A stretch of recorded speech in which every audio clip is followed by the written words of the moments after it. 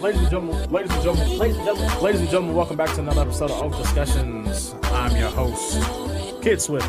With me as always, Mr. Brent. Doing it for the culture today. Yeah. Shayna. Just be honest, all these girls look like a Build-A-Bay. And Webb. It looked like he died, and it's like, well, I don't care. Oh, I thought it was creaking. Ladies and gentlemen, welcome back to another episode of OafDiscussions. I'm your host, Kid Swift, the man with the gift here to uplift, always on time and never switching shifts. Jesus. Sorry. Kind of a little bit. It has been so long. Welcome back, ladies and gentlemen, with me, as always, almost. He'll be here. I will. Mr. Brent, of course, but to my left, standing in anticipation, Mr. Webb. Hey. Wow. Yeah, what should have been episode 116 or 17 or something like that. Nah, here we are. 111. Yep. Yeah, that sounds about right. Yeah, 111. And before Brent gets here, of course, we have to introduce making her triumphant return to the podcast, Miss Shayna. Yo. What's good? Not a thing, just living. Very nice. It's about all we can do. But yeah, we are back, guys. Welcome. Sorry about the hiatus. Had like 1,000 shoots in different states and cities. It got crazy, but of course, I guess that's a good thing. Yeah. Well, yeah. You could have just... You ain't got to explain yourself. Just grown people shit. I know. Yeah. But this has been the... I mean, I guess compared to our older jumps where we like completely switched, I guess, topics and format, this has been one of our longest times off we've had in a while. And we're just doing audio right now for a little bit, and then we'll get back to the video. I know you guys. You'll see why. Yeah. You'll hear why. Yeah, you'll hear why. But yeah, with that said, of course, we always start off kind of letting everybody know how we've been and what has been going on. So with that being said, let's start off with Shayna. Shayna, how have you been? What's been going on? How's life? I've been hanging there. Life is a roller coaster, man. Ups and downs, but doing good. Just taking care of the family, which keeps me extremely busy. But I've missed you guys terribly. Every weekend, I'm like, I'm going to sign on. I'm going to sign on and not tell them. And then Sunday will come, or the day that we record comes, and I'm like, ooh. That would have been hilarious, because I could just imagine like the equivalent of that the freestyle dude in the group meme where the guy's like running and like pulling his eyes down. Like if you would have just logged in, we'd be like, oh, like freaking out, like running around. Like it was completely unexpected. I kept trying to, but every time Sunday seems to be the day that I'm just out with the family. We're always somewhere from sun up to sundown. Yeah. But I'm actually home today, and I got all my cooking done. I was a real mama today. I got all my dinner done before noon. Nice. The cooking itself. So now I just gotta chill. I'm drinking my beers. Everything's clean. You was on the grandma level, having it done before she went to church. Yeah, come over after church, baby. The food's already ready. Well, daggone, all right, grandma, I'll be able to. I mean, I'm all the way in there. I got the cornbread, the macaroni and cheese, the pot roast, all of it. Man, the meatloaf. Jeez, man, I'm hungry. Well, we call that a callback. Yeah, absolutely. Yeah, the meatloaf. Yeah. Brent's quabbles with meatloaf and its definition and where it belongs in the pantheon of black food choices. Cookouts. Yeah, cookouts. But yeah, we've definitely missed you, Shayna. I know everybody has. Thanks for hanging, coming back, and joining in with us, and not sneaking up on us, because that would have been funny. But yeah, very nice. So, with that being said, Webb, how are you doing? What's been going on? It's been a while. A whole lot of gang shit. Nah, not really. Gang. No, it's funny. It's like not piggyback off of what you had going on, was helping family move. Right. I was like, which was kind of odd how just everybody decided to move at the same time. Yeah. So apologies on not being on. Oh no, no, you're fine. But I will say I will never move again by myself. Like as far as like not like with other people, like I'm hiring somebody every time from now on. Exactly. Because it was even with the little, we don't even have that much stuff, but even with the stuff that we have, carrying it up those little 3 flights of stairs, which isn't much, still was a pain in the ass. I bet. But yeah, no, it's no problem. But what else? So was doing that as far or helping people move. Nice. Having some thoughts about family, thoughts about work. I will probably leave that off the podcast for now. I'll probably come back to that once I have a couple more drinks. Understand. That works.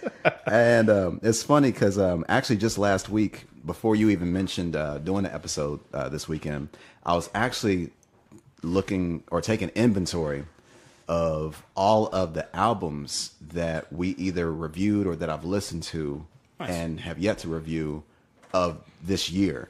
Okay. And shit, it's like I sit there and ran at like as far as the amount of pages I had. Plus, it was like, well, hold on. Here's the list of albums. Here's the list of EPs. And because that's even a bit because that's a big difference too. And like we haven't been reviewing those technically. Not as. Unless you get the count like the Kanye series stuff. Yeah, I guess that would count, kind of. Because that was like kind of the way we defined them. Would 7 count as an EP, or is I think that's the defining. Like I think 5 to 7 is normally what we. So and then above that LP, 10 to 12, I think so, or more. Yeah, or 25, as a lot of people have been doing lately.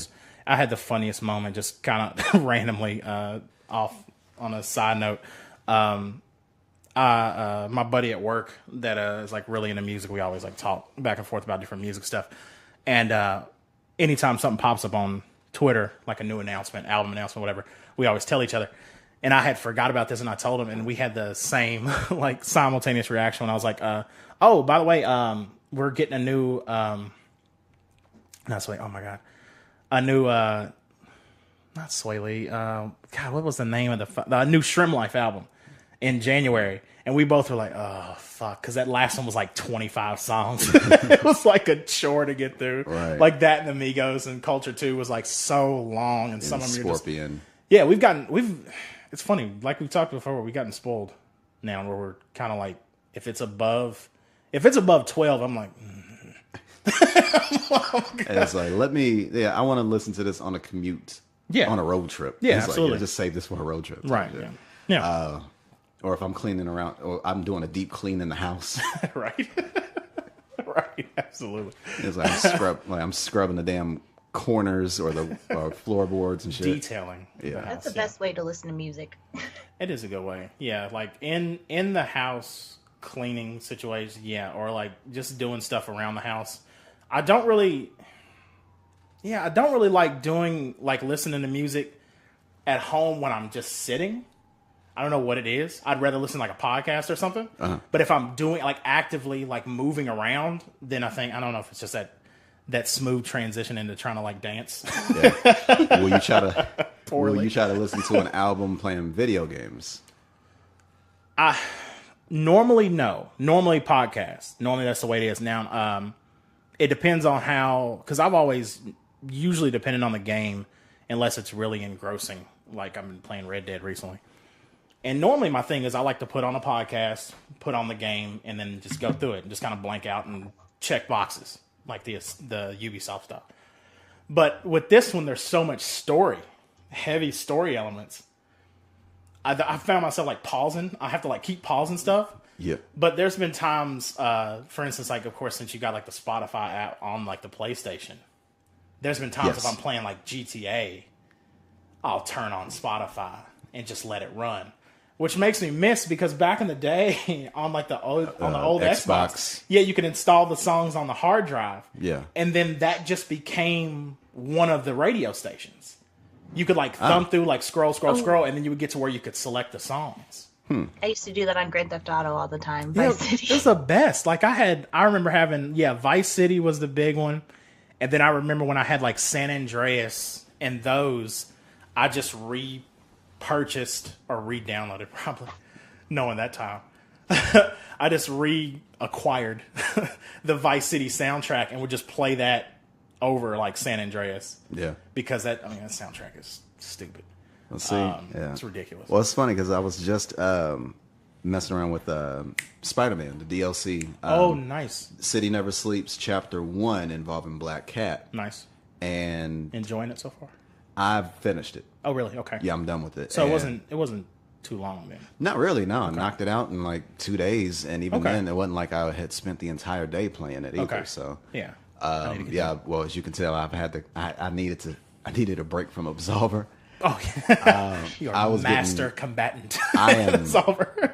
I was starting to get burnt out. Sure. They made some changes in the patch where certain things like recovery and frame data and all that other shit that I'm just now learning. Okay, yeah. They made some changes that that's taken some getting used to. Balancing stuff. Yes. Okay. And they accidentally exploit, or there's an exploit that the newer players and even the AI is exploiting, like involving like you know how you can press circle to manually dodge. Yeah, absolutely. Completely different from like how the Wing Chun user can do their own like dodges. So like when you press that button, it is now getting it to where you are dodging moves you have no business dodging.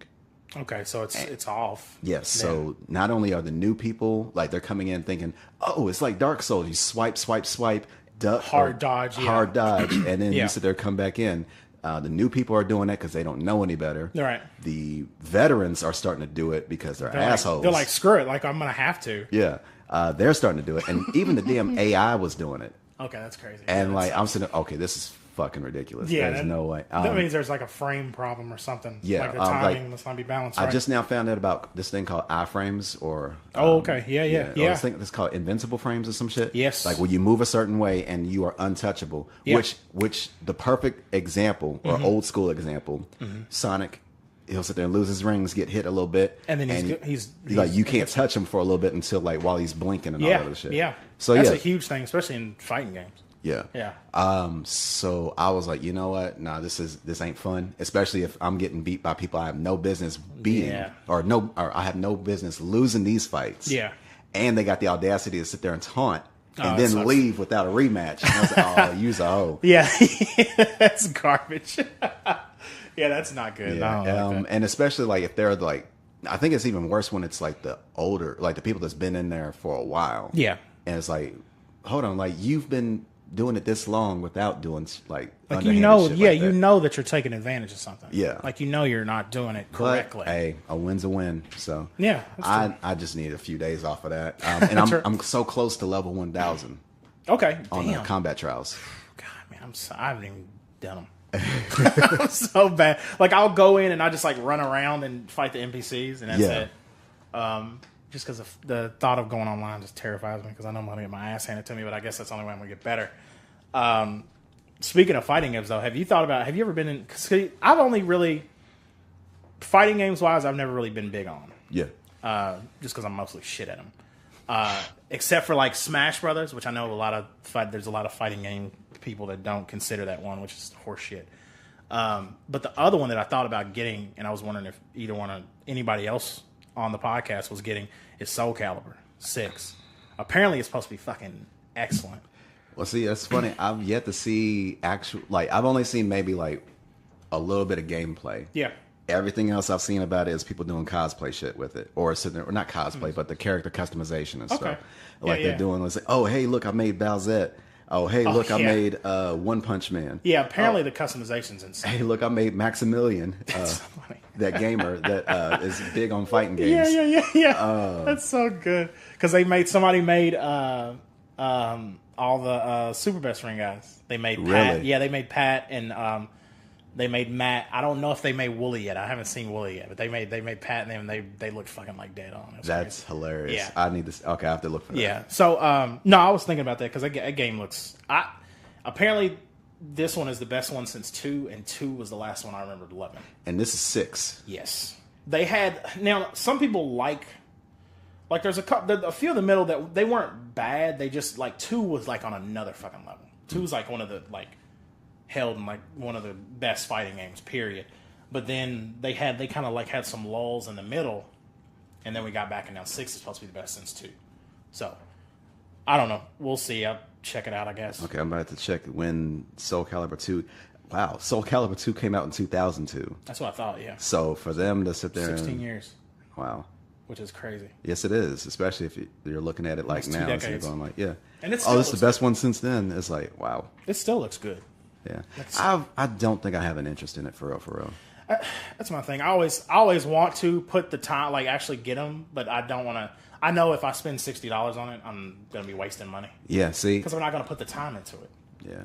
And if it was free to play. I just got asked that yesterday. My wife was sitting there asking me about returning games if I finish playing them, and I was sitting there going like, well, first of all, they're digital.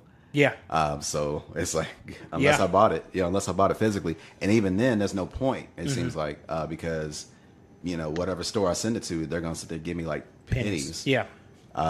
I used to be. So if I'm spending $60 for something, yeah, it better be something I have an actual interest in, and I will continue having an interest in. That was a funny thing. I remember Jacob and Brent used to always give me so much shit because I would buy a game, and if we had a lull in playing it, I would sell it, and then they would start playing it again, and I would buy it again.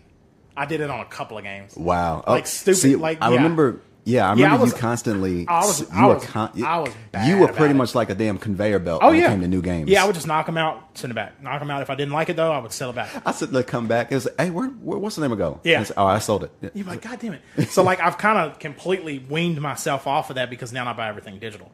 So it's funny because there's been times where I'll be like, oh, shit, that's right, I got that. And it's been like 6 months since I played, and I'm like, yes, I'm glad I still got that on here. And then also there's times where I look at my game library and I'm like, this is ridiculous. Between what I've got on all three systems, I'm like, okay. I was like, this is retarded. Like I don't need this many games. There's some games on there I'll never play again. But there's games on there that eventually maybe I will. But yeah. Was that all in your week, I guess? I guess your month. In a way. I'm trying to come back to keep track of it. I probably should have written this. Wait, whoa. Because we were talking. I probably should have wrote this down. Yeah. I probably should have written. I think I was about to say. I think it was. I was what the hell was that? Written and wrote. Probably should have written this down. Because you were talking about the music stuff. Yeah. Oh. Yeah. Last night I was playing Spider-Man and I finished the main story of the DLC. Okay. And so I was just pretty much trying to get 100% completion on it. Right. And so while I was doing that, I was actually listening to Tory Lanez, Love Me Now. Okay. And apparently, it just hit me when I was listening to it. And I was like, wait a minute. That's the second album he's released this year. Oh, that's true. I didn't think about that. Yeah, because he had Memories Don't Die, which came out like January, February or some shit like that. Because didn't we review that? I talked about it a little bit. I talked about it briefly. And I knew it wasn't for me. Right. But I could see where like... who this could appeal to. Absolutely. Once again, same situation. It was dope. Once again, to see Tory Lanez and Tyson Briller. Wow. See what happens when you take 6 weeks off? Tyson Briller. You're right. Yeah. We're just shaking off. Just so everybody knows, we're just going to be shaking off the cobwebs for this whole episode. Yep. So just there might be some weird stumbles and shit. So yeah, listening. Tory Lanez and Bryson Tiller, I swear, probably need to form a duo. Yeah. Yeah. I can see that. So, but I said all that to say that. Mm-hmm. And to my knowledge, unless something else comes up during the conversation, we'll go from there. But okay, cool. Well, yeah. Other than that, as far as like what I've been up to, just mainly working a lot, all over the place. I actually had to go shoot a Ren Faire in Ohio yesterday. Ren Faire being short for Renaissance Fair. Exactly. Yeah, exactly. This was actually my first time going to a Ren Faire. I'd never been before. It's bad. I mean, and this one's massive. Like, it's insane. It's actually. Look at that Moor with the contraption in his hand. Right, yeah. So fuck you call me? The funny thing I was laughing about is I was walking around with the tripod in my hand. And this kid with his parents was like, Mommy, that man's got the shotgun. And I was like, it's not a shotgun. Jesus Christ. And that'd be the wrong weapon. You should have said crossbow or some shit. Yeah, what time period is this? But he said it in that accent? Yeah. He was like kind of playing. He was like probably about 8, 9 years old, and all his family like were dressed up fucking like they had some of the best looking costumes. Like they were like movie quality. They were like movie quality like Pirates of the Caribbean costumes. Like pirate outfits, but rich pirate outfits. It was pretty cool. But it was funny because like this one's like permanently located in this area, like probably about 20 minutes north of Cincinnati. So it's massive. It's like I think it's like 80 some acres, and they've got like they literally built this like city. It's only open for like 2 months during the year, but they have this permanent location because obviously when it starts snowing and stuff, people aren't gonna want to like really run around outside. You'd be surprised. I mean, yeah, you probably would still. They probably still would get a nice bit of people, but yeah, it was crazy because it's like literally like walking into a village in The Witcher or a video game. Like that's what I told the guy when I was interviewing him. I was like, this is nuts. Like I've never been. It had that same same kind of similar feel, but obviously totally different theme that you get when you walk into like Disney World, Right. And everything's like fucking spot on. Except, obviously, that was one of the things he was trying to get across. Is like everybody doesn't have to dress up. Like that's the common misconception is that you gotta like go all out. Which there were some people that were fucking next level, Right. and then there were some people just walking around with their family like they were at Disney World. Yeah. And then there were some people that were like combining shit, which was nuts. Like there were like furries. Somebody with a shotgun. There were like furries dressed up in Ren Faire, and I'm like, whoa, like that's like next. So they were like full outfit, but they had like some knickers on, and like some boots and a sword, and I'm like, whoa, like okay. And then there was like Assassin's Creed characters showing up. Please tell me there was a fox dressed up as Robin Hood. That's a missed opportunity. No, there wasn't. There wasn't. No, there wasn't. That was a missed opportunity. The one right I there. saw, the one really good costume I saw, there was a fox, but they had like some just like regular. It wasn't Robin Hood though, but they were like blue and white, so it wasn't Robin Hood. Obviously, it wasn't Robin Hood fox. Whack. Yeah, whack. Missed opportunity. But no, other than that, it was crazy. I mean, they had like full contact jousting, like whole 9 yards, like sword fighting, all that kind of stuff. Food was nuts. Like everybody was just drunk and eating just like you'd think it would be. Yeah. Except it's like, no fucking. Yeah, right. Yeah, exactly. But yeah, it was just really interesting to see that. And I did that shoot. I've been Chicago, Pittsburgh, all those different places doing weddings and freelance work. So, but other than that, mainly been trying to keep up with all the music that's been coming out, trying to build this crazy modular synth thing that I've been trying to build for years that I'm finally looking like I'm going to be able to pull it off. But the music stuff, though, specifically from Dreamville, I didn't realize what Cole had as far as his, like... crew. Yeah, exactly. Because basically what happened was it started with Boss. Well, I mean, we kind of went through that timeline where it was technically Kaz. Well, no. I'm saying as far as the way I found it. Okay. The way I found it. Because I had heard about pretty much all. I heard about Kaz, Boss, JID, and Earth Gang. I had heard about these guys, but I never really listened to them extensively. So then when Boss's album came out and I listened, I was like, okay, this is really good, and I can see his appeal for him because he's got a lot of similarities to Cole, and he could probably easily. And he can, I guess, easily be marketed the same way Cole is a lot of ways. The way he can make like hits, but then also he's gonna say some shit. Yeah. Then I stumbled into JID and Earth Gang, and holy shit! Yes. Like JID is. You've been able to. So you've heard Ed and Eddie. Yeah. Oh God. Yes. That's my shit. Yeah. Yeah. That song, the 151 Rum one that he just like dropped randomly. There's a song called. All Right, where he sings on that like first or second mixtape that he did.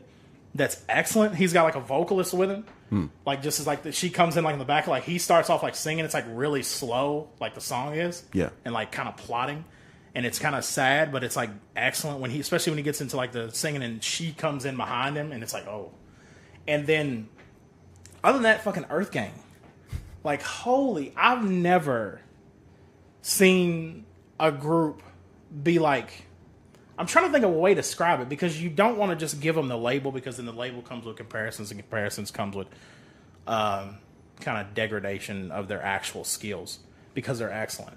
But of course, the eye test thing is when you hear them and see them, you think Outcast because just from eye test, kind of like one of them's kind of like the quirky, like really different guy who does like his lyrics and his bar structure is nuts, but then he'll sing and then he'll go over here and then he'll do like some weird like vocal strain stuff, and then his buddy's kind of like the more grounded, like just regular dude from Atlanta kind of thing, and you're like, man, like I can see the influence, but I assume it's there because they're two young dudes from Atlanta, right?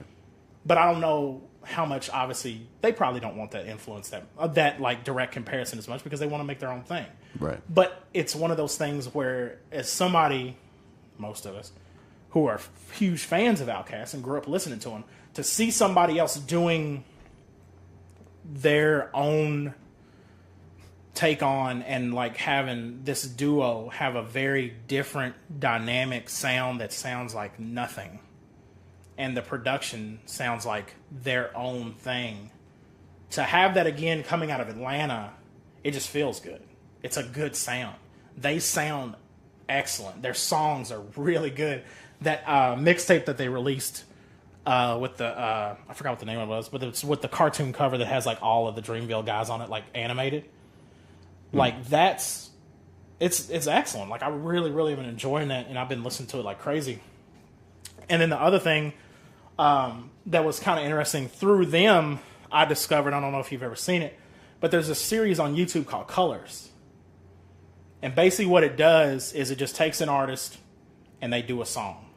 And they have this really like high-end like color box setup where it's a stage, but the background is always a color that relates in some way, shape, or form, either based on their outfit or based on the actual song, to the artist. So they just like perform in front of like a hanging mic.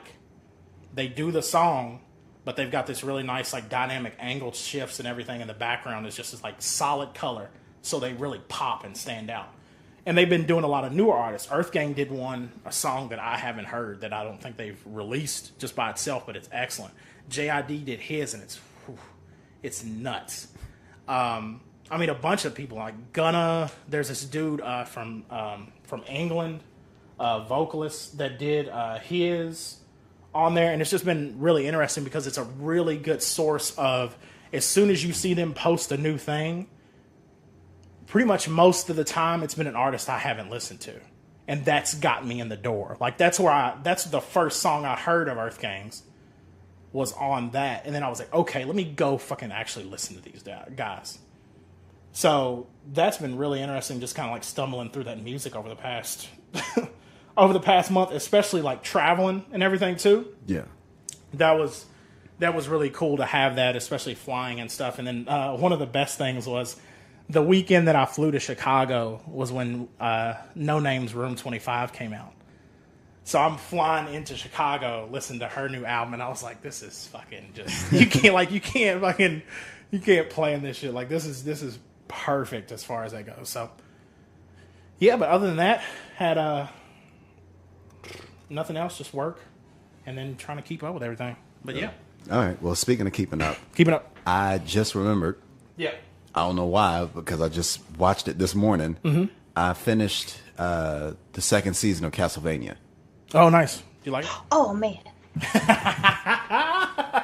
I assume you did too, or you haven't started it yet, Shane? I haven't started it yet, but that's on the to-do list. Okay. I've been running too much. But I did watch The Haunting of Hill House, and that was freaking phenomenal. Yeah, I heard that's good. I've been hearing good things shots about it. on that show, like every single shot was breathtaking. Like it's so good. Yeah, I need to check that out because I've heard really good things about it, and then I've seen like some of the stuff, like how they hide stuff in every episode, and yeah, it seems like it's badass. I need to check it out. I don't remember how many episodes was in it because they're 30 minutes long. Yeah, and they just kind of, well, fuck it. I just went ahead and watched them all. It was 6 episodes in the last season. Mm-hmm. Yeah, I was about to say it was short. It might have actually. I think it was a little bit more than 6 this time. Okay.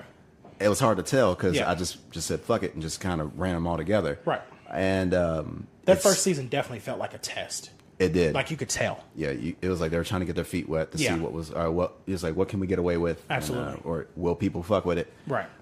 So with this one, obviously they shit has been ramped up. You could tell they actually got a little bit more money. Nice. Especially like some of the fight sequences. Good. There was some really good scenes. Nice. And is really good as far as like the animation because I've seen it a lot and it reminds me so much of Aeon Flux. Okay. I mean, granted, it's a little bit more structured and it's a little less loose compared to like, it's kind of a weird way to describe Aeon Flux as far as kind of being not wavy, but just kind of like a little bit more organic and just kind of like less restrictions. Yeah, absolutely. And a little bit overly exaggerated. Yeah, exactly. Yeah. I definitely get the organic thing. I definitely think comes through.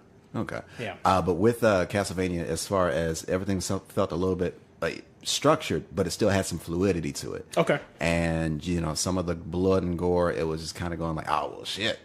Like, okay. Especially, I didn't realize, I mean, like, you forget how strong horses are. Yeah. And the amount of heads that get crushed by horses. Oh, really? It's like it's a thing. It's a thing. That's really good. It's very common in there. And I'm sitting like, well, shit, okay. He's not even thinking about that. That's funny. Yeah, and then like to see it kind of just happen, like kind of like an after. It's not even like that's the main focus of the action. Yeah. It's just to show it happen. It's like, oh, well, shit, that's a thing. He said, okay, all right, well, I guess we're just, fuck it. Horses are weapons. Like it's about horses stepping on skulls is about as often as people stepping in horse shit. That's fucking funny. Some kind of symbolism there. I don't know what it is yet. There probably is. That's especially if it's like vampires riding horses. So I'm sure there's some sort of symbolism behind that. That's good. It's funny, as far as the story, it kind of started establishing way more characters. Some of them were some of them were pretty interesting. Some of them where it's just like, oh, fucking whatever. Mm-hmm. But as far as how they play a role later into the season and maybe even the series is kind of was like, oh, well, all right, then we'll fine then. And did you play all the old ones? No. Like Symphony of the Night or any of those? Not played a single one. Okay, all right, cool. Ain't played a single Castlevania game. That's cool, actually, because I like that. That's a different perspective, and I think a lot of people... Well, I mean, I guess it's Netflix, so there's probably a bunch of people that are like, ooh. Yeah. Okay. And it's kind of funny how, like, the three that from the last season, the Mage, I'm sure that's not what she was, but I'm gonna call her a Mage. Yeah, I know what you're talking about. Alucard, yep, who was Dracula's son, and Trevor Belmont. Yeah. And it's funny, it was like seeing them three roll around and then just kind of travel together. Yeah. And I was like, wow, this is a vampire samurai Champloo all of a sudden. Yeah, absolutely. Yeah. That's a good comparison. All that was needed was like some anachronistic music that's from a completely different time. Yeah. It's that they'd be playing like fucking, I don't know, Bohemian Rhapsody or some shit. And see, we're getting Trevor in Smash Brothers. He got announced, Okay. Yeah. I can see some uses, especially with that whip of his. Oh yeah. And it was funny because like the three of them rolling together, and they actually start fighting together. Mm-hmm. And there's not like the typical team up movies shows where it's like, oh, they're stumbling over each other because like they don't know to trust each other when it comes to shit like that. They're just kind of going like, okay, we got this to take care of. All right, done. And they and the shit they pull off together, it's just kind of like, well, shit. I mean, I know there was like a year between seasons as far as getting this together, but y'all picked up on this in days. You forget story wise. Yeah. It kind of shows like how good they are. Yes. Period. Yes. Yeah, just in general. And especially like the encounters, and it's like we got a magician, we got someone with a long distance weapon, and we got a fucking vampire on our side. It's like some RPG shit. It was exactly like RPG. Absolutely. It made me think of Final Fantasy. That's awesome. Where it's just all of a sudden they were just chilling, and then literally something happened. It was like shit, I can't do the sound effect as far as like when an encounter like arrives. Dun, dun, and it like zooms in. Yeah. That shit. Yeah, absolutely. So that really was funny. Good. They actually introduced a black character in the series. Okay, who was it? What was her name? His name was Isaac. Okay. There was like two new human characters that were introduced. Nice. Hector and Isaac. I will try not to spoil as much as possible for them, but they're actually humans that are working for the vampire side. Oh, nice. Okay. And hopefully this ain't a spoiler either, but Peter Stormare. Oh, really? The fucking weirdest person you can cast in anything next to, aside from Nicolas Cage. Is he playing an accent? He's pretty much Peter Stormare with fangs. Okay, so he's just doing his normal voice. That's funny. He's doing his normal voice. Peter Stormare plays Peter Stormare with fangs. It's so great because I'm so used to the Russian accent or the like you pull out like any of those. That's funny though. Just regular. It's Peter. It's funny. Yeah. Well, I mean, like it's kind of hard. Well, that's the thing. Like with certain actors, I mean, it's hard to see them outside or to see them away or apart from their roles. Yeah, right. Absolutely. It's just kind of like you see Denzel Washington. Oh, it's Denzel Washington if he had a drug problem and flew a plane. Yeah. Oh, it's Denzel Washington. It's still him. Yeah. Oh, it's Michael B. Jordan as a boxer. As a boxer, yeah. And it's just the kind same of dude. Yeah. It's like you want to separate the actor from their role, but it's like it's fucking Robert Downey Jr. I'm sorry, I can't unsee that. Yeah, I'm trying to think of what actors like it's the opposite where like every time they play somebody. Gary Oldman. Yeah, that's a good one. That new Daniel Day-Lewis, to an extent. Yeah, I think so because he really fucking goes all in. I think. I guess that's kind of give him some time, and that Peter Skarsgård guy's going to be there too. He's the one that plays it. Okay, I can see that. And he's from he was in Vampire True Blood. Wait, really? I think it was True Blood. You think it was that one of his brothers? No. He's either in, I can't remember if it's True Blood or Vampire Diaries. He's in one of them. It's True Blood. It's True Blood. Yeah, he's that in True Peter Blood. or his brother Alex. Alexander. Okay. Yeah. Okay. But yeah, no. I could see him doing it. I guess you could kind of throw in what's his name? Oh God, what's his name? Idris Elba when he doesn't when he has to pretend to be an American. That's a hard one though, because that one's kind of skirting the line. I was gonna say who played Joker last? What's his fucking name? Jared Leto. Yeah, he kind of goes hard on his shit. Okay, when he goes, like Fight Club, Dallas Buyers Club. Yeah, I was about to say Dallas Buyers Club is what I think about because that's that's about as different as you can get from his other roles. Damn. Yeah, that's funny though. That's just Peter Stormare. Stormare is a good name for a vampire, though. Oh, they should have went with that. That's a good name for a vampire. The name that they gave him was pretty decent too. It kind of had some gravitas to it. Okay. Even though he was like, for lack of better words, the comic relief vampire. Nice. Okay. Even though he was supposed to be pretty intimidating. Yeah. But around the other vampires, everybody was like, it was like, get the fuck out of here. It was like, it's like, come on, man. It's like, ugh. It's like fucking Stormare. Yeah, everybody's just annoyed by him all the time. Whatever, Peter, shut up. All right. Oh, but but they did give him an episode to shine though.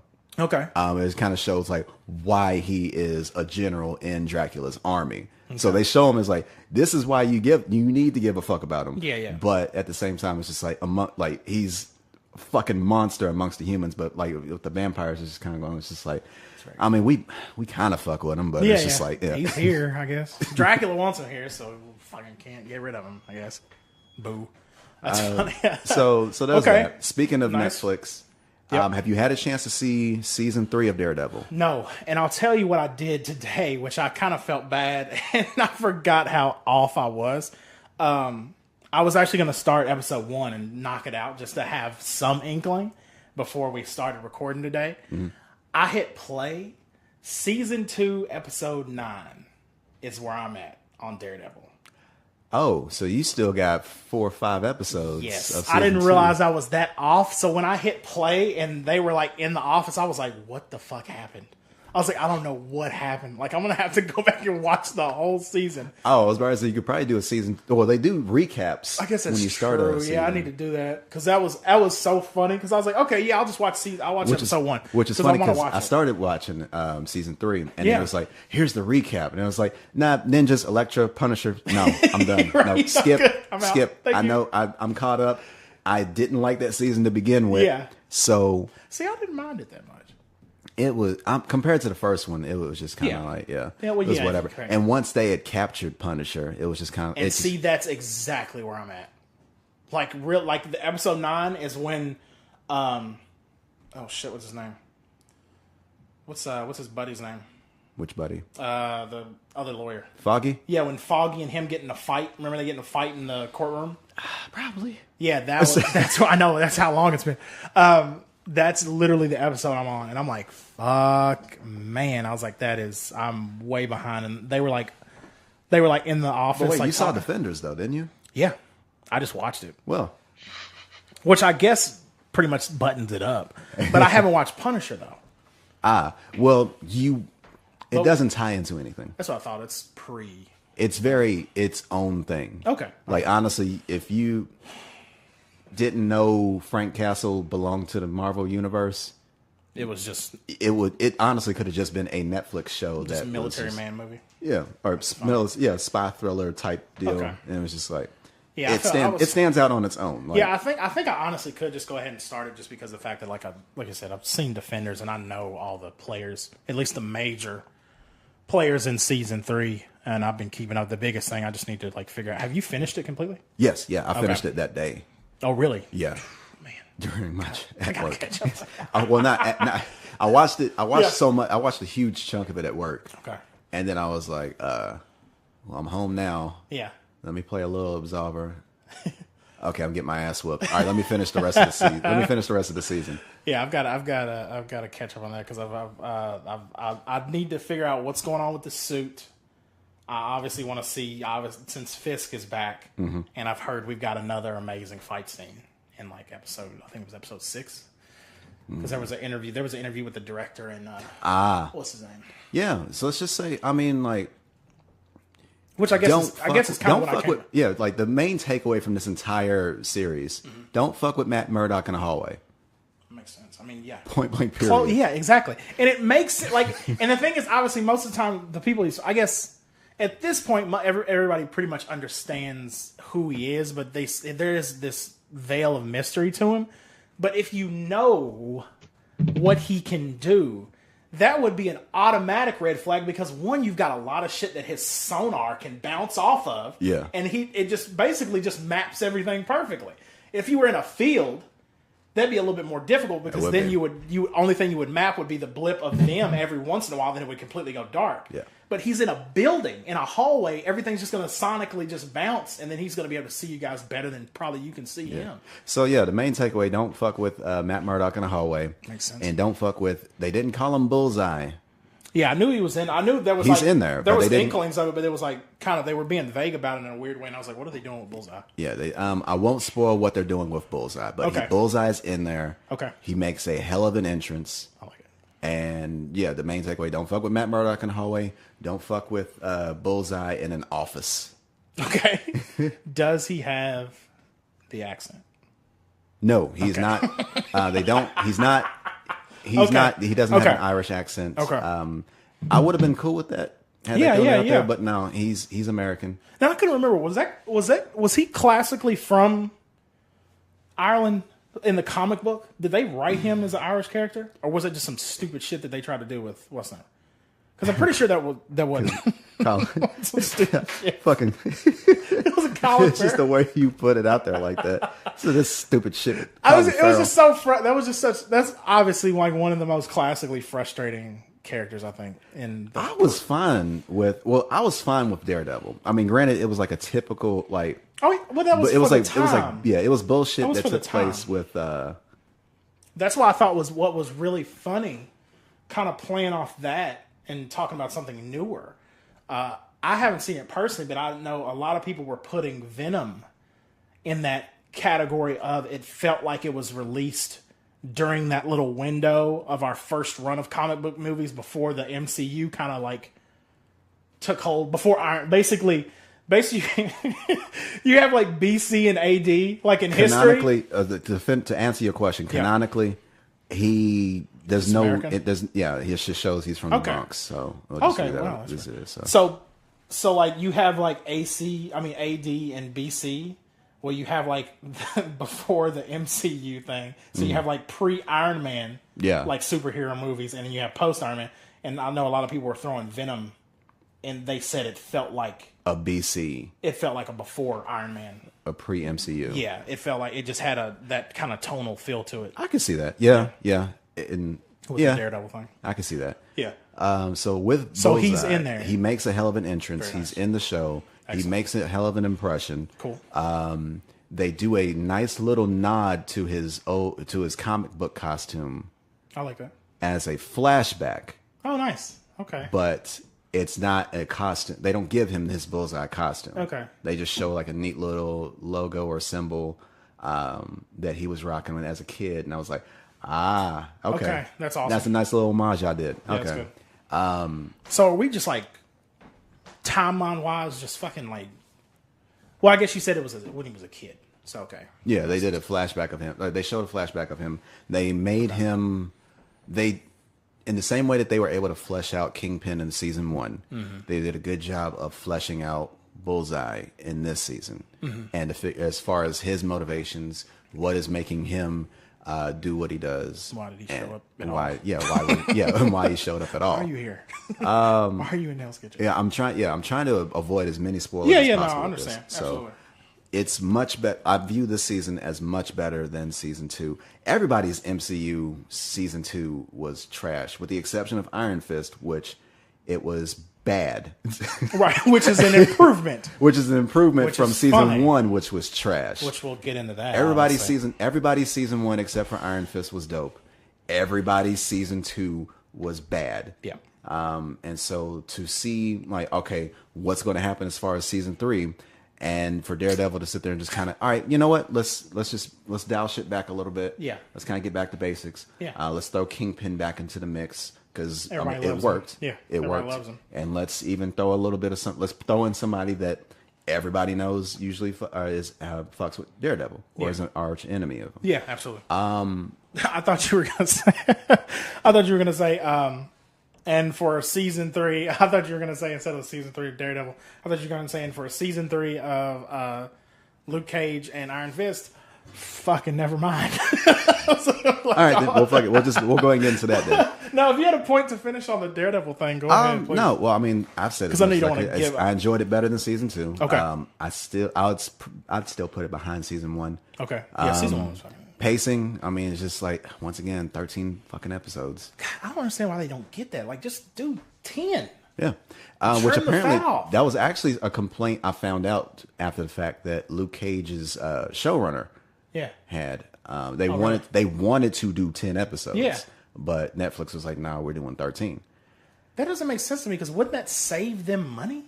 Like, am I doing the math wrong in my head? Like, but normally, from what I've experienced doing productions, the longer you're there, the more you have to pay everybody involved. Yeah, and they're If you pretty just write hush it. about that type of shit as far as like, Oh yeah, we have no idea what Netflix pays half these motherfucking people. yeah, Except for, like, what every they once in a pay while. them, how like what the numbers are like as far as streaming. Unless unless they give like a silly little statistic like what was it? Christmas Prince, old girl from iZombie, she's in that movie. Oh yeah, And apparently there were 50 something people that watched that movie 13 days in a row, like nonstop. oh wow. And like it was like, Yeah, those hey, are weird. Those are like weird little those completely infographic type out shit. out Like, there. did facts. you know? Or no, like them. You remember those things when you would watch TV and like a Okay. little bubble would pop up with some random ass trivia. Yeah. Yeah, There was that one. It was like TNT that did that when they would show movies, and it would cut back to the two hosts. They were like, "Oh, by the way, Will Smith actually FX. broke his foot in this fucking movie." Was it FX? Yeah. Yeah. I remember they did that a little bit on broadcast television because I remember watching an episode of Sabrina the Teenage Witch. If that shows how fucking old we are. Nice. Speaking of which, Yes. Yeah. Not the one that's on Netflix now, but the one that used to be on. It wasn't TGIF. It was actually. Wait, was it? the newer lineup of TGIF. I had this weird, like, for some reason, like, revisionist history thing in my head that was on Nickelodeon for some reason, but I know it wasn't. I don't know why. Oh, there might I had have a been funny thing with reruns. the Sabrina, with the there new might be thing, though. like Nick at Night reruns. That's what I was thinking. I think it was. Was it? Okay. See, that's what I was thinking. Something along those They lines. showed it on ABC Family 2, which is now Freeform. Okay. Oh, shit. Wow. That's crazy. I'm glad you said that, Shayna, because that just reminded me of when we were watching the fucking Harry Potter marathon all weekend. Nice. And it was like ABC Family was hammering home every commercial break. Yeah. That they were going to be called Freeform. It was like the Like, new just home of so ABC you Family. know. Yeah. Don't freak out. We're changing the names. So they were showing that. They were showing those commercials every commercial break, and they were showing this commercial about some sort of family with two mothers. And it was like it was like My two moms. Wasn't that a joke might as on well like have been Family called- Guy or some shit? It might as well have been called that, or San Junipero, the series, or Yeah. or some shit like that. And like there was like, this show will warm your heart. Like, don't fucking tell me how to feel. Yeah, exactly. I can't stand when shows or Yeah. commercials tell me how to They're- feel about a they're- movie they're- or show. Yeah.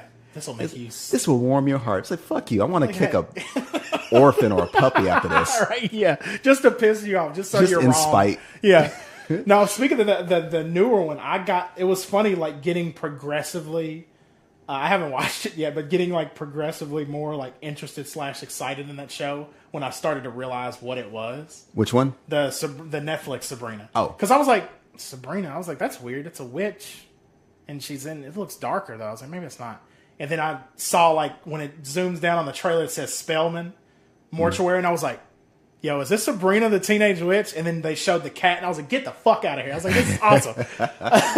Because it looks just like a dark, high quality version of the old show. Yeah. Because the old show was like goofy, kind of like all it was shows. basically a sitcom. Yeah. But now we're going like kind of dark, spooky. Like a lot of people have been comparing it to that Teen Wolf. Riverdale.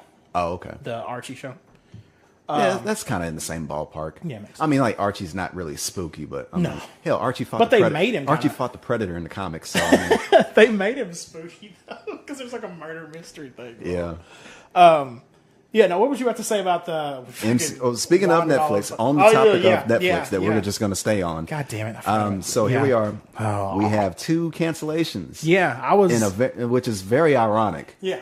In a sense, the first one definitely prompted a out of me. The second one, I was like, motherfucker. Like, I was like actively mad. But then I had that moment where I was actively mad, but then I was like, what am I mad for? Yeah. Like, I'm just going on for no reason. But we'll put it out there. First, there was news of Iron Fist being canceled. Yeah. A couple of weeks after the premiere of its 2nd season. Yeah. Or actually, maybe more like a month. Yeah, it was a little bit longer. It was probably about a month. Yeah, at least. Did we talk about, were we still doing the podcast when we talked about the 2nd season? Yes, I feel like we did. I think we did. I feel like it might have just been with me and Brent at the time. I think so, maybe. But it took place, I think. Yeah. And man. Yeah. Okay. So, and then a few days later, after the cancellation, there was an announcement that Luke Cage was canceled. Yeah. After it, yeah. So now, I was hoping, like silver lining type deal.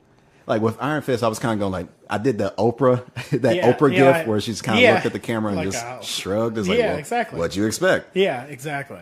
But with Luke Cage, it was kind of going like, well, shit. Yeah, that was the one. That was the way I was too. Now, after the fact, after my initial that I released from my person for the Iron Fist one, I was kind of like, well, damn it, that means they're never gonna get a chance to. Which I mean, I guess it was foolish to even think it would happen.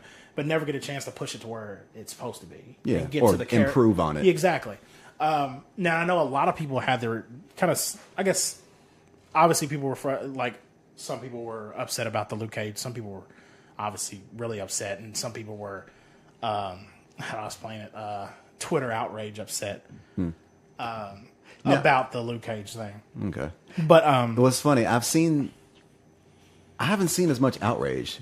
Not really. I mean, when I say that, I mean, like, and when I say outrage. some, I mean like a couple people. Yeah, it wasn't that much. And even then, a lot of people were like, all of a sudden, people are just kind of coming out. It's weird. It's weird when something happens and people just kind of come out the woodwork. Yeah, you're like, where were you to go at? Against the grain about something. Yeah, like were you behind that bush the whole time? Like, what were you doing? Like, just pop out. They're sitting there going like, oh well, MCU, Netflix, just it's just a failure. And it's like, okay, first of all, are you a fucking agent? Do you used to do are you a number cruncher for Netflix? Like, and then to sit there and just kind of throw it out there, it's kind of going like, first they were praising it for being gritty compared to like the movie counterparts. Absolutely. And then it's like, and it's just the way they were coming across. They came across like they were doing marketing or some shit like that. It's just like, okay, first of all, like just get off your armchair. Yeah, exactly. Armchair agent, armchair TV exec. My thing about it is, how did they get rid of those two but keep Jessica Jones? That was actually I was surprised about. Yes, especially because I loved like I said, I loved the first season of all of them except Iron Fist. Sorry, you sit in the corner. Yeah, you go over go over there. Jessica, everybody's second season was bad. Yeah, Jessica Jones had to be the worst second season out of all of them. Yeah, and I love season 1. Because I love Purple Man. Yeah. Yeah. And the actor. And so that helped. And too. Well, yeah, the Purple Man made season 1 in the same sense that Kingpin made season 1 of Daredevil. Mm-hmm. However, as far as like with Jessica Jones, I really enjoyed like her development. Yeah, absolutely. Throughout that whole season. Yeah. And then for this second season, it just kind of like it was like she kind of regressed back. Yeah. Into just kind of not really having control of her life, ironically, after Purple Man's dead. Yeah, after she took control of everything. Spoiler if you ain't watched that 2 years after the fact. Yeah, exactly. After she had already taken control of everything. Right. And for like the show to pick up when a hallucination of Purple Man shows up. Yeah. I was like, okay, now you see where you fucked up at. Yeah, you're literally using the same plot device in a flashback, but basically trying to literally utilize it again. Yeah. The exact same way. And like everything about that series was infuriating, especially her quote unquote sister. Oh, yeah. She's insufferable. Yeah, she's pretty. Yeah. Karen was also somebody who was kind of insufferable to me. Yeah, she got worse. Like she irritates me the most in Daredevil. Yeah. And in Punisher, it's like go away. Yeah. Why are you here? In Punisher, it's just like shoo. Yeah. Like quit trying to insert yourself. Right. And in Daredevil, it's sitting there going like, you're not as important as you think you are. I'm sorry. Right. Yeah, exactly. And it's so funny because as far as Jessica Jones season one of the things that I like the most, and I told you this when we reviewed it initially, was one of the things I love the most about Jessica Jones initially is there were multiple times throughout that series where I was like, oh shit, that's right, she's got powers. Yeah. Like I love that. Like when she would pick a dude up, or like when she like jumped out, like there was like episode 2 of like the first season. She like jumps off a building. Yeah. And just like lands on the ground in front of a bunch of people. And I'm like, oh yeah, that's right. She's like crazy strong. Fuck. And I love when she would it was very subtle the way she did it. And they could have did a lot of stuff development wise where she could have continued to progress. And then also you had a lot of progression in that show, not even just with her character, but especially with who's her neighbor that was like Malcolm? a crackhead first. Yeah, Malcolm. Damn. He was a crackhead at first, and then he was like perfectly fine, like literally a couple months later. Let's class this up. I think it was heroin. Yeah. Okay. Yeah. Okay. That works. But that was the funny thing. It was just like you pushed all these characters forward. And then it was like literally if you're like sweeping something with a push broom and then something rolls off the edge, you're like, oh, fuck, where'd it go? And it rolls into the free, like, where'd Jessica go? Oh, damn. You know, with that second season, now that I think about it, Malcolm, ironically, was the most to have his shit together. Right. Which is ironic because he was the worst off and kind of was one of the things where it was like, okay, your shit's bad, but this dude's shit is really bad. And then they were like, we need to help him get to his thing. You launch him across the gap to his, like, he's over there. He said, all right, now you guys, now they're already over there. And then it's like, why did you guys jump back across the building? Like, we're not going that way. Like, you're going backwards, literally going backwards for no reason. Now, here's one of the things that I know a lot of people... No, it's like they're in a ditch. Yeah. He's further in the ditch. Yeah. They poke him, they get him up, they get him out of the ditch. Yeah. He reaches out. He's like, throughout the whole second season, he's reaching his hand out for them. Yeah. And they're digging further into the ditch. It's like, where did you get those shovels from? Like, damn it. But one of the things that I know a lot of people, it kind of prompted a few people, I won't say a lot of people, one of the things I initially had thought about too was maybe they were going to try to salvage it this way, but I thought since the reason why, like you said, Shayna, they didn't cancel Jessica and they canceled Iron Fist and Luke Cage specifically was I was like, maybe they're going to try to save it by combining them. For our Heroes for Hire and series. Give us Heroes for Hire That's what series. I was hoping that silver lining was going to be. Exactly. Now, we haven't heard anything, and I don't think, at least from the reactions that we got from the actors, where they posted, like, what's his name? What's Luke Cage's? Mike Coulter? Yeah, Mike Coulter. He posted, like, his little, like, goodbye to the character thing, and like because he had just had like a daughter like literally the same week it happened or whatever. Oh wow. And he was like good. He said with one door closes another door opens, that kind of thing. And he's like laying there with his little girl. So I was like, either they're playing coy or they haven't been told anything if that is the plan.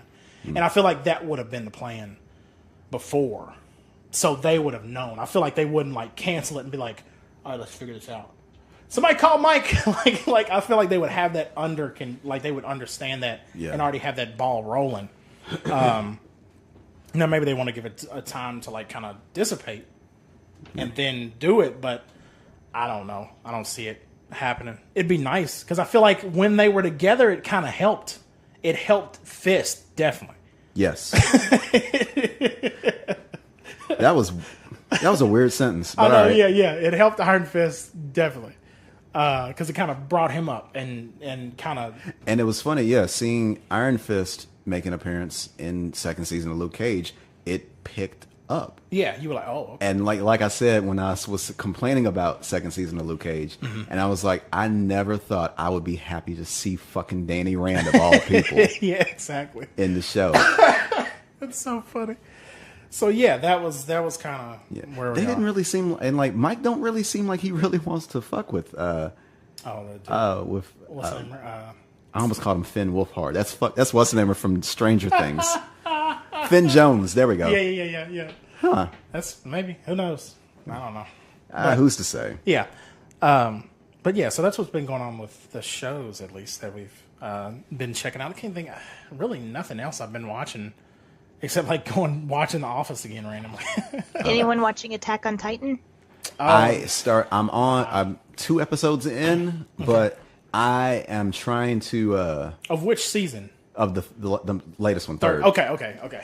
I didn't think, I was like, I know you've watched it before. Oh yeah. Season 1. I second binged. episode. No, when I first found out about it when it was on Netflix, Yeah. and it was like subtitles and shit. Yeah. Man, show's fucking stressful, man. Yeah. Yeah, it is. So that's why I've only watched 2 episodes. I was like, all right, I kind of got to mentally prepare myself. I'm gonna do 2 episodes, so that way it's kind of technically like I'm watching an hour show. Yeah. I'm gonna just do 2 episodes a day. Right. I'll come back to it probably tonight. Who's to say? Nice. I still need to finish My Hero Academia, their 3rd season. Yeah, I gotta. I'm way off on that. I gotta watch it. Period. Yeah, that one I'm way off on. So there's that. Oh, I'm sorry. What were your comments regarding Attack on Titan, Shayna? No, just it's phenomenal. Like you said, it's a lot to take in right now. There's so much information, so much is happening. I'm completely caught up right now. And actually, the last 2 Sundays, they haven't released a new episode. So I'm like, what the hell is going on?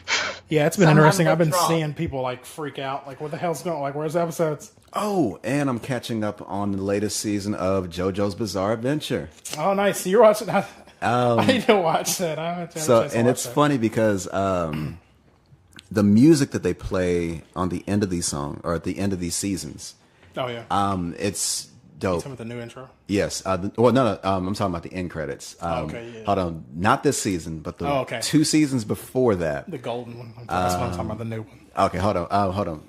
Because they did Roundabout for the very first season. Yeah. And they're like, that's a dope fucking song, especially when they do the To Be Continued right when it comes in. Yeah. And I was like, I love it. So they added it. And then the next season, they like kind of were on a train and they were sitting there playing music. And it was just like, oh, it's so fucking chill. Yeah. And they're showing them on the train together. And it was like, oh, man, it's beautiful. Yeah. Third Yeah. The next season they did with well, I can't say. Well, there's so many damn JoJos. I can't be very specific. Oh, yeah. I think it's called not Stardust. Fuck it. Anyway, the one before this one, Okay, one before. Okay. the one before the current one. Yeah. The music after that was Savage Garden. Yeah. And I was like, oh, okay, that's what's up. Yeah. This season, the music is fucking Jodeci. Oh my god.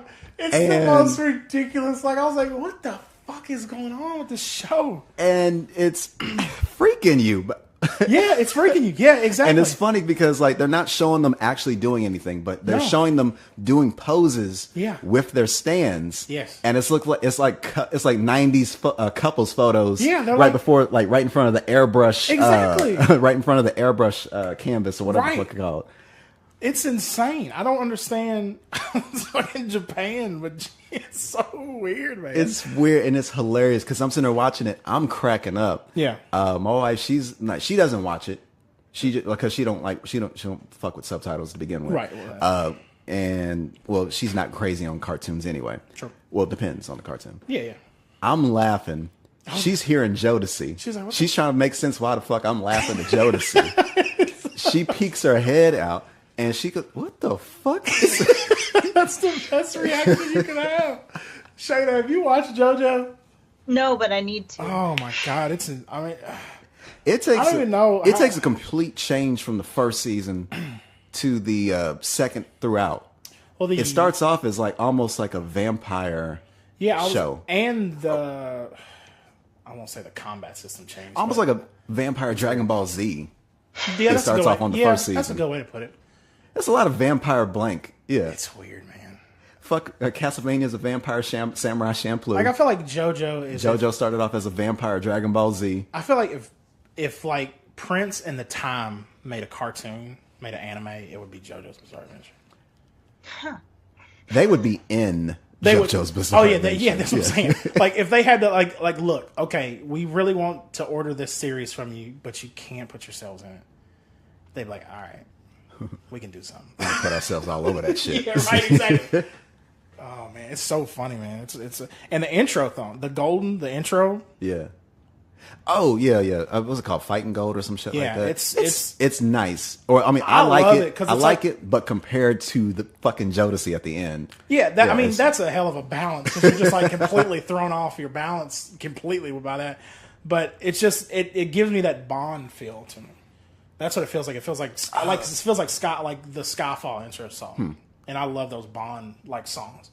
So that's what it makes. It makes me feel like that. It kind of has that like triumphant type feel to it. But yeah, then when you compare it to Jodeci, you're like, what the fuck is going? What am I watching? Like, I don't understand what's going on. But yeah, I mean, I need to get into Hero Aka because I want to get that game. Oh yeah. But I don't want to get it and be completely confused because it's one of those fighting games where I feel like I would be more inclined to play it because it's a 3D fighting game. It's more like Naruto. Okay, yeah. Here we come back to the Naruto. Yeah, I know. Yeah. So I don't know. I need to check it out before I get it because then I won't understand what the hell's going on. But yeah, so shows wise, is that what everybody's been watching? That's so funny. That I can remember off the top of my head. The JoJo thing makes me laugh so much. Which one? Just the Jodeci thing. Oh, it's just so absurd. And it's funny too, like for it to be Jodeci for JoJo's Bizarre Adventure. Yeah, I mean that has to be as far as they took it. Yeah, and it's like, hey, wait a minute, they got a person on there named JoJo. Yeah, let's just throw the whole group in that song. Yeah, and it's like, what the like? Okay, I guess sure. Like whoever signed off of that had to be like, sure, just leave me alone. Like just some exec in the office, just whatever, just pay him. That was the long con this whole time. Yeah, they were thinking about this from season 1. Oh, that's funny. It's like, no, it's like, no, wait. I got to build myself up to Jodeci before I can play Jodeci. And then you're like, okay, I'm gonna play Jodeci. It's like a DJ starting off his set with something everybody wants to hear, but he really wants to play this certain song. And then he finally gets to everybody's super excited, and he's like, all right. And he just drops it, and they're like, and then goes to the bathroom before anybody else can complain. Exactly. Drop it, run. Oh man. So yeah, now as far as music goes, what have we missed, and what has everybody been listening to? Jesus, I kind of gave you a general example of what I've been listening to. Okay, so like I said, I've been trying to compile the whole list of albums and EPs that we've heard or reviewed in 2018 thus far. Which we'll have to do like a year wrap up. Yes, good Lord, I will when I send y'all this list. Yeah, it's gonna be insane. I can only imagine. It's crazy. But no, as far as albums that I've heard recently, fucking Styles P and Dave East had an album together called Beloved. Huh, I missed that one. Yo, it is dope, and like it really helps out with Dave East. How I've kind of had a problem with him, where he kind of comes across as kind of monotonous after a while, after so many tracks. I can understand it. Yeah, but like with Styles P, it adds a certain dynamic, and for them to go like for the way they go back and forth. Yeah, it's like hip hop. Like if you that type of fan, oh yeah, absolutely, that's for you. Yeah. Which makes I will sense. hold off on. I'm gonna hold off on the rating because I have to re-listen to it and just remember how I felt about it and each individual track. That works. Fucking okay. I have no qualms about saying how I feel about this one. Okay. Drogas Wave by Lupe Fiasco. Yeah. Okay. Gold. Ooh, nice. So I'm trying to think. How.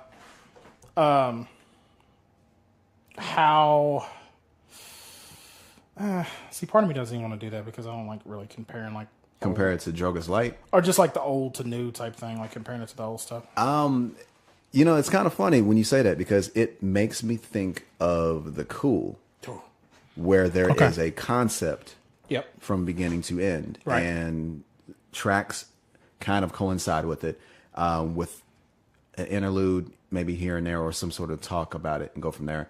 And I don't want to give away too much of it because, I mean, it's kind of weird to spoil. It's kind of weird.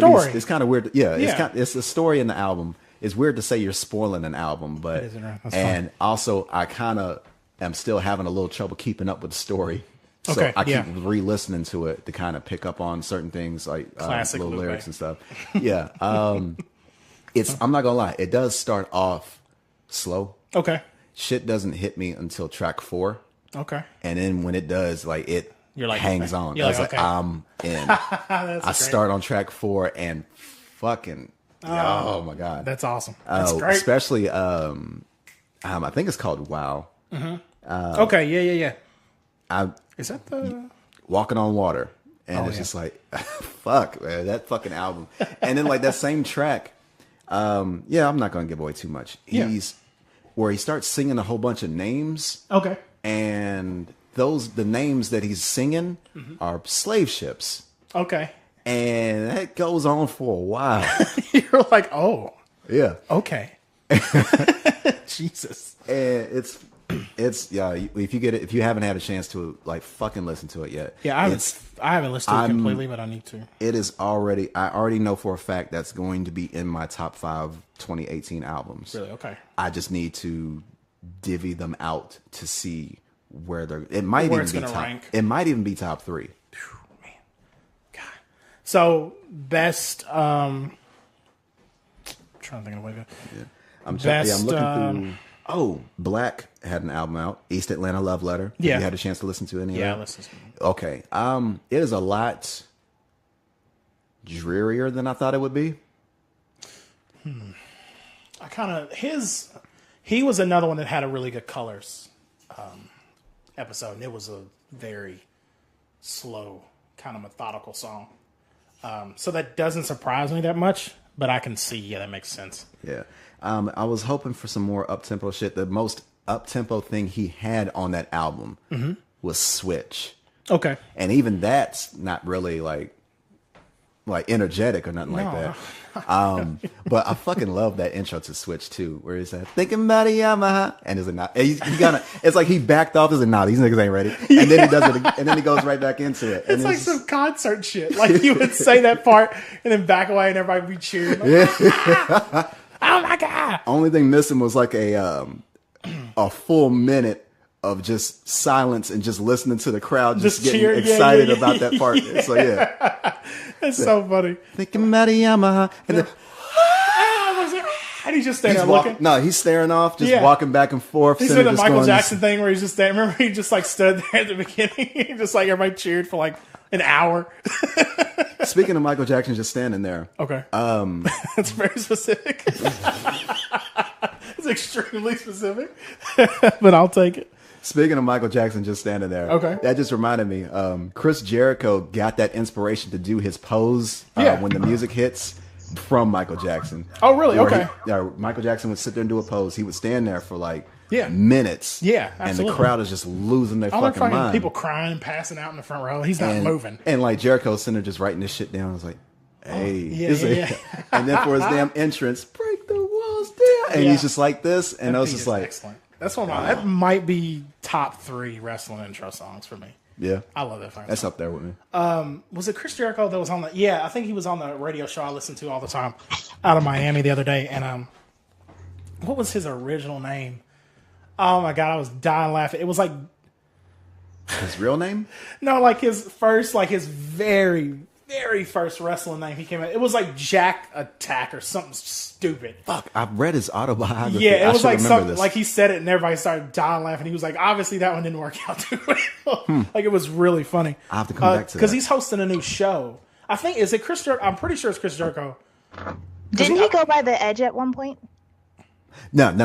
Different long hair blonde dude. Yeah. Very similar look, different long hair blonde dude. But yeah, it was a look. It was a certain time. It was a certain time in wrestling. Yeah, no, but Chris Jericho, he's hosting a new like paranormal show where he goes like hunting like monsters, and that's what he was promoting. But he, like, of course, this radio show, they always, like, whenever they have somebody on the interview him, they talk about everything but what they're doing. Yeah.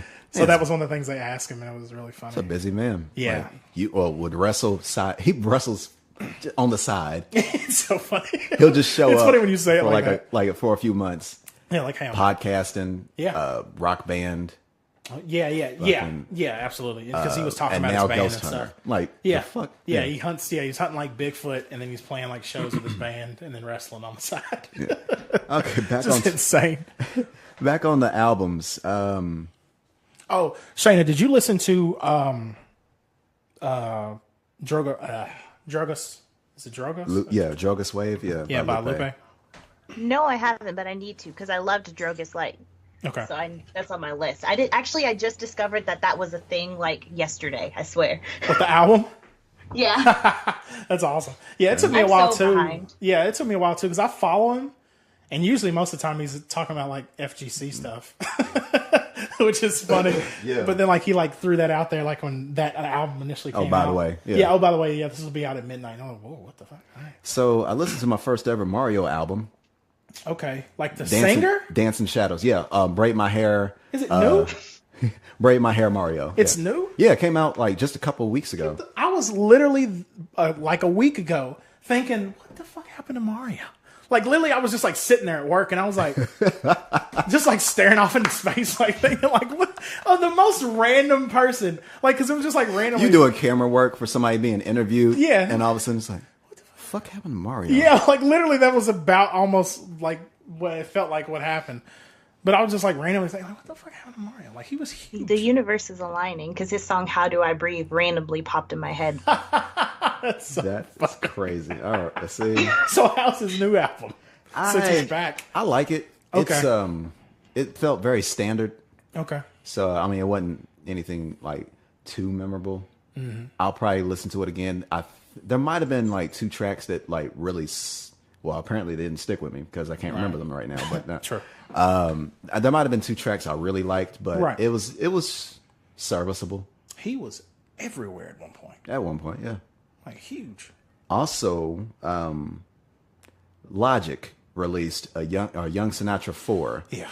Is that considered an album or is that considered a mixtape? See, I feel like they initially. That's the funny thing because are we going? The hard thing I have a lot of times it seems like with a few of these different artists is initially I feel like that was classified as a mixtape, but I feel like the way he's kind of changed the way he presents it, it's almost like he's presenting it as an album now. Yeah. And the whole what constitutes a mixtape, I feel like it's completely shifted from when we were like in high school. Yeah, because a mixtape used to be you were rapping over other people's songs, right? Like we were talking about, like Lil Wayne's like Drought and that shit. Like he was rapping over other beats. Yeah. Every once in a while, or shit that you ain't got to worry about samples getting cleared. Or exactly. Yeah. Like that, yeah. Which that was the original kind of thought process behind it. But yeah, I don't know. I feel like it's a mixtape still considered because it's a series too. Well, he made it sound like it was an album. See, that was a weird especially thing. with that fucking bait and switch that they pulled, because they threw in the Space Explorers at the beginning of Young Sinatra 4. Oh yeah. And so, which like, got me excited immediately because I love that shit. At the end of Everybody, yeah, which was the album before this one, correct? Yes, it was. Yes. You talking about Bobby Tarantino? Bobby Tarantino was a mixtape. See, yeah, exactly. Yeah. So Everybody, at the very end, before J. Cole did a surprise hidden track. Yeah. Track. That was weird. Yeah, I know, right? Yeah. We're surprised. It's here. Ha ha. So right before that, they said they did the Space Explorers where he was sitting there talking, or where Steve Bloom. Yep. I can't remember if that character had a name. It's Steve Bloom. It's Spike Spiegel. Yeah. Or Toonami guy, whichever. I don't even think they have a name. Yeah. Okay, so he was sitting there talking about what? I said Toonami guy. Yeah. Tom from Toonami. Excuse me. It's not Toonami guy. Fucking pleb. I love that. God, it's so funny. All right, so he was sitting talking about, this is like, Murray listened to his last one. Yeah. And I was like, oh, and then like that kind of got everybody going, like, oh no, like the next album is going to be his last one. Exactly. That was a really good through line. And those skits were excellent throughout. Yeah. And the last one, I remember hearing the end of the last one. I was like, oh, it was like one of those where you're like, whew, you get to like hold your chest, like, oh, like when he gets off the thing, it's like, what's that sound? And it's like, shh, Life. And I was like, oh, fuck off, man. Come on. Like, that was intentionally powerful. Yeah. So like at the end of everybody, it was like, yeah, I'm already listened to his last one. And then it's the one that changed everything. Yeah. And then like they start with Young Sinatra 4 and here they are. It's like his last one. So wait a minute, what do you mean? He dropped way more music than that. Yeah, exactly. And as soon as he said that, I was like, are you fucking kidding me? Yeah. And then what's the name was like, well, his last album is Young Sinatra. Come on now, keep up with the know your history. Yeah. Or some shit like that. Yeah. And I felt gypped. Yeah, I didn't like that they used that for that. And for them to just kind of just like, it was like kind of just pulling the rug out from under you, and just kind of it cheapened this album to me. Yeah. And that kind of took my interest out a little bit, even if you got fucking Wu-Tang on there. Yeah, I had an interesting experience with this album where I think I've gotten to the point because I mean we joke on this podcast all the time, like how we used to be like we were like hardcore like hip hop like that was like if it wasn't like boom bap like the fucking hip hop purists. Yeah, we were so snobby about anything that wasn't like that, and it was such a fucking stupid thing. But I got to that Wu-Tang song and I had to turn it off because I was like, this is too much hip hop. Like I literally had that feeling where I was like, all right, fucking Jesus. Oh, you felt like he needed to double down. Yeah, it just bled together. It's just like it was just constant, just boom bap like over and over. And I'm like, I like the beats, but after a while, I was like, oh. And it wasn't like he was saying a whole lot either. No. I mean, it's not like he says a lot, pure anyway. Not really. With his lyrics. Not really. I mean, compared to... It's just his delivery is really good. Yeah, his delivery has always been good. Yeah. The production has always improved with each project that's came out from Absolutely. him. His lyrics have just kind of plateaued. Yeah, I can see compared to like fucking Under Pressure is still my favorite album from him. Just for the fact that it's like stupid. Everything was like production and lyricism was just right on par with each other. And I love that. He had more to fucking say. Yeah, he did. Because he had something to prove. Yeah, he had more to say. He had more to prove. It's called Under Pressure. Hey. Now, he said the title. Right. Yeah. It's like one of them situations when you watch the movie. Yeah. It's so funny. Oh, those are hilarious. But not, and like, yeah, it's like he actually had something to say. It wasn't just complaints, or it wasn't just him talking about being biracial. Yeah, we got into that big time on that. Shit about his family and stuff like that, and just kind of growing. I mean, you as got an like artist. Gang Related, which is like one of my favorite songs of his. Period. The title track. Yeah. With his family on doing voicemails and him just kind of spitting off, like kind of as a reaction to those voicemails. Yeah. That outro track is like one of my favorite beats of his. Bonus sample is disgusting. Bonus tracks with Childish Gambino and a bonus track with Big Sean being thrown in there. It was just like, it was a good fucking album. Driving Miss Daisy, yeah. It's fucking good. Yeah, that album is good, and I love the other one a lot too with Spike Spiegel, like Tits, The Incredible True Story. Yeah. That's I was struggling to remember it, and I was never thought about that. That's it was like because so it was funny because when it was the first of them two albums, if you did it backwards, it would be Tits Up. Oh yeah, it's true. Yeah. So, but yeah, that I love that album. Just the fact that you got Spike Spiegel on there, and then the kind of like melding together of the whole story of like the going through space thing. The production's excellent. Yeah. It's nuts. So yeah, getting to this, how did you feel about this one? About Young Sinatra 4? Yeah. It just got it was weird. It was like it was almost like I felt like I was carrying a couch. You had a good grip on it at first, and then you start to lose grip, and you're like, I got to put it down for a second. My arms are getting tired. Like that's literally what it felt like. It was weird. And of course of course that memory's fresh in your mind because you just got through moving. Yeah, absolutely. Yeah. Like I'm about to stop on the next flight of stairs. I can't do this. I'll just wait here. I'll come back to it. Give me a beer right quick. Yeah. I mean, I'm sitting on the couch on the stairs. Yeah. I'll come get this chair tomorrow. It's fine. Yeah, that's really... gosh. Shayna, have you listened to any of the new Logic stuff? Have you ever been a big fan of Logic? I haven't listened to a single Logic thing. I don't even know a single Logic song except for that 1-800 thing. Okay. The suicide one. That's the only Logic anything I know. Huh. I think you would like we said, Under Pressure, those first couple. It's just sometimes, like we said, in the, what was the album? What was the one where you kept talking about being biracial? Everybody, yeah. When you got to Everybody, like he had that problem of being a little bit overbearing with that, and it wasn't even like, obviously that's not a bad thing, a negative thing, whatever. But it was just he was just beating your head over. Yeah, and it felt like he didn't have much else to rap about. Yeah, that was the thing. That was the problem. Yeah, it's like, okay, that's fine. Yeah, that's good for a song. Oh, and excuse me, it was biracial and peace, love, and positivity.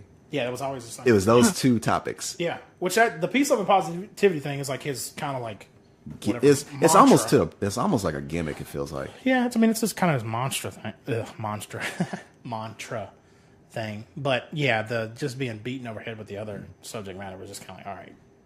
But yeah, that was the weird thing about this Sinatra 4. I was like, okay, let's see what we got. Yeah. And then when it started, like you said, when it started with that skit, I was like, all right, let's fucking go. And then I was like, so you were excited with the skit, but the skit kind of punched me in the mouth a little bit. Well, it's like one of those things where, like, if you walk past, let's say you walk past a door, it has a nice sign on it. You're like, oh, that looks nice. I've been wanting to go in there. I need whatever thing is advertised on the sign. Then you go in, and it's not what you thought it was. So you go back out and you rip the sign off the door. That's what it felt like. It's just a funny kind of like full circle thing. You're like, fuck. Like, it's not. Or it was like like you expecting a Nelly farewell tour or some shit like that. Nice. And then you buy the tickets and you get there. Nelly's there. Yeah. But it's actually Slow Down. The dude with the nigga with the Phantom of the Opera mask. It's actually his concert. That's so funny. Just one of the Saint Lunatics and it's just Slow Down. And like Nelly's there for like 2 tracks and he's out. It's like, wait, did he just leave? Are we really about to listen to Slow Down for an hour and a half? All right. That's cool. It's whatever. Fine. No offense to him. Yeah. Well, I say that. I don't recall that nigga rapping. I don't think he ever did. I remember every other Saint Lunatic rapping except him. I thought he might have been a mute. Yeah, he might have been the mascot. Yeah, like he was just that dude. Like, hey. He might as well have been in a cardinal outfit or some shit. Yeah, right. like a full mascot outfit. Yeah, St. Louis Cardinal. That'd have been hilarious. With a Band-Aid over his eye or under his eye. Here's the thing. Speaking of old school kind of like throwback things, speaking of old school throwback concerts, I don't know if you've seen that Uncle Snoop is coming to Lexington. Really? With like 40 other people. Like, it's like Snoop Dogg, Bone Thugs and Harmony, like basically all the old heads. All the old head West Coast, like pothead people are coming to Rupp in like a month. Like, and it was so funny because I remember saying that and I was talking to my mom about it. She was like, I might get tickets. The fuck? I'm like, okay, that's... Yeah, get everybody of it. Yeah, you're going to get everybody of all ages. Exactly, that's the thing. It'll probably be packed. Yeah. But it was just funny. I just thought about that, like how randomly they came out of nowhere. Cypress Hill coming back to Lexington? I know, right? Yeah. Go ahead. Go into your next, if you have next point. I'm trying to see exactly who all is coming with him. Oh, my next point about Logic? It doesn't even have to be about Logic. I mean, I was about to say, it's like, we've kind of beat that. What's the horse that's black and white? A cow. No, I'm just playing. I was about to say, we've kind of beat that dead. Fuck it, I'm going to call it a Pinto. We beat that dead Pinto to the ground. That's pretty much. And this, just as much as he has. That's really cool. It's funny. Fuck, I'm gonna be mad that I can't remember the name of that type of horse. Anyway, I'm trying to look at other albums I've listened to. Wait, hold on, sorry. Did you look it up? No, just laughing. Why is this? Okay, I've never seen this before. The concert's at Rupp Arena Saturday, December 8th. It starts at 2 p.m. Yeah. Well, if you got 40 motherfuckers performing, well, I guess that's true. That's a festival. But it's just funny though. I just never seen an indoor concert like that start that early. That might as well be a festival. Yeah. Let me see. I'm trying to see who all's on this. But go ahead. I'm trying to look. No, we've already. Yeah, Astro World. You were. Yeah, you were with me with that because we were talking about that. Yep. Here we go. I've got it. Okay, so here's what we got. I don't want to pick how many tickets I got. I just want to see. Okay, so here's the short line. This is without the openers, but I guess some of these openers. So it's Snoop Dogg, Bone Thugs and Harmony, Too Short, and Warren G. Okay. So that's the whole lineup. Oh, you said 40. Like, well, but I think niggas there's more. in their 40s. I think, but it's, yeah. I think there might be more. There might be a couple more like openers or something like that. But still, it's just funny though. It's just like all old like West Coast like, and it's just funny that they're coming to Rupp. Yeah. Which works. Now the time on here it says it starts at 7. Oh, okay. So that might have just been. That's a little more believable. Yeah, absolutely. That makes more sense. But I still these- highly doubt that they will be performing at 7. We try to get these old people out of here at 10. Okay, let's get them home. They got to work. It's fine. Immediately, it's like, no, it starts at 7 immediately after supper. Right, exactly. Yeah. It's so funny. No, that's hilarious. But yeah, so with that being said, as far as like what else have we been doing? Have we got anything else we got to catch up on? I'm trying to Do you check want and to make brush sure. up on the recent racially charged attacks that's been going on? Or, I mean, So heavy. at this point, I really would not want that to be the last topic we talk about for the end of this episode. I don't blame you. So it is. I mean, that is what it is. You probably already are aware It of is it. what it is. Unless you sit there and listen to this in like Go ahead, 24, do it big. like 2 or 3018 or some shit. Oops, sorry. I was trying to call Shayna back because for some reason it dropped the call. Sorry about that, Shayna. I don't know what happened. No, that was another song. Just randomly. Another song? Yeah, another thing that I had listened to. Oh, yeah, drop Skype call? No, not the Skype thing. Diggy actually is coming back. And he released, I don't know if I said It is that. what it is? Yeah. I've heard that. That song's actually really good. And And the video's really good. The video's there's a video. Yeah, the video's really well shot. It's like a super like pro black kind of like artistic video. There's a lot of like really good stuff. But the song, I really like the song. Like I kept waiting for the beat drop. Yeah. And it that never whole time happened. I kept waiting, yeah. He just kept adding layers of instrumentation, which I think it works. Yeah. And Diggy's been always one of those people that I feel like could be huge if marketed correctly. Yeah. Lyrically, he's always been like, I think, Better than his brother. No shade. yeah, But, yeah, of course. Yeah, his man, he was bad.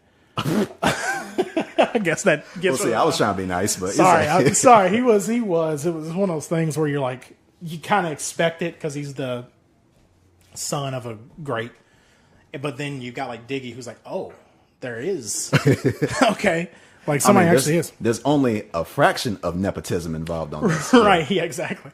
But yeah, no, I thought that was just one of the other things I had listened to and had checked out. Other than that, I mean, it's been just the main thing. Like I said, we talked about that Boz album, didn't we? We did, yeah. That's what I thought, yeah. It was in a previous And episode, then listen yeah. through that whole Earth Gang project, Royalty. That was really good. They're supposed to be working on another one. Listen to JID's older stuff. Really good. That has been the stuff has been most exciting, at least for me. New stuff, or stuff that I was new to. But yeah.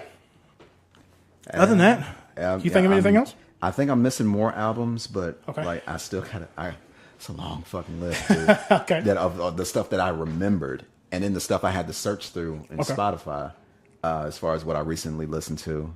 And I straight up forgot what Nas's album was that came out this year. Oh yeah, And I looked it up. Yeah. It was his name. just Nas. You're like, It was a Nasir. No. I was like, Nasir by Nas. I was like, oh, that should have been easy to remember. So now we gotta.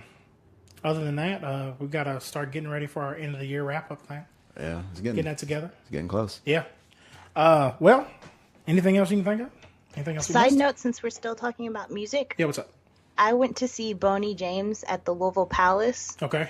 like last week, a week ago. Are you guys familiar with his music at all? I've heard of him, but I haven't listened to him. I'm not familiar. Yeah. Is it a band? It didn't drop again, did What it? happened? Saying it to drop again? Oh man, what happened? Did it drop? It doesn't look like it. I just can't hear anything. Oh, it did. Damn it. Son of a bitch. What the heck is wrong with this? Huh. Internet keeps fluctuating. Well then, That's weird. that was Damn it. That was like such a scientific way that you. You said I know. It's like, all you needed was some glasses. I know. So the internet keeps fluctuating. Oh my god! Mother of God. God dang it. That makes me mad. Because I don't know why it keeps doing that. I've never had it do that before. I guess I've never been on the internet. Like the scientist in a disaster movie. Sorry about that, Shayna. I don't know what happened. What was you saying about Boney James? No, just I highly recommend his newest album is called Future Soul. Okay. It's very good. He also, one of my favorite albums of his is called Boneyism. It came back out like maybe 10 years ago, but it's a really good one as well. Okay. But he had 3 saxophones he was playing that night, and him and his crew, they were just jamming really hard. It was a great, great live performance. So he's got like a full band, like full. Yes. No, he plays all 3 saxophones. I was about to say, that's why I was like, Jesus. That's awesome.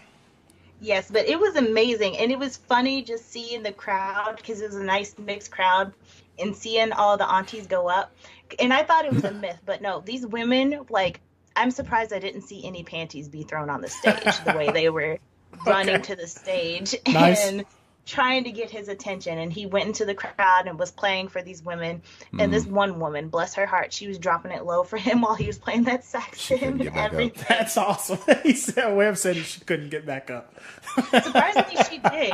She was going hard, though. And it was a good time. So I highly recommend you guys check him out if you're ever in the jazz mood. Okay, nice. And that's Boney, James. Yes. Sweet. Boney James. Nice, very nice. Great. And actually, I was surprised, too, because I didn't know he was a white dude. I always thought he was an Hispanic dude. Okay, nice. It's like the dude from... Well, that just kind of blew my mind 3 different ways. Yeah, I know, because I was thinking black dude. I was just automatically thinking black dude. I don't know why. That's really funny, though. That's awesome. That's awesome. Speaking of ambiguity racially and music. Okay, where's this going? So I told y'all I'd skipped the musical episode of The Flash. Oh, yeah. You got so excited when you went back to it. Yeah, well, I haven't. I've yet to go back to it. I gotta remember. I gotta find the episode. See, I thought you had watched it. No, and we're like, "Holy shit, what have I done?" No. So like, apparently, Supergirl also can sing. Flash can sing. Okay. Apparently, Flash used to be on Glee. Okay. Wow. Huh? Wow, that's crazy. Joe West can sing. Iris, I don't think so. Okay. Killer Frost, I don't think so. Right. Okay. Fucking Cisco can sing, and he's a actual musician and everything. Wow, that's crazy. And he had a music video that I watched that was basically a cover of like "There Are Times." Yeah. And like I was like, "Fuck!" Yeah. I was like, "Yo, what the fuck?" I was sitting there watching it, and I was sitting there, and it blew my fucking mind to sit there and see that. And I was like, "Okay, well now I gotta sit there and watch that episode." I don't know if I'm gonna continue like watch it all the way through, but right, yeah. I feel like that episode got created because they were all like, "Oh yeah, that's right. We all like do music. Let's just do." And they found a interesting way to throw it in there. To tie it in, yeah, rather than just kind of just like all of a sudden everybody's singing, you know? Almost like that musical episode of Buffy.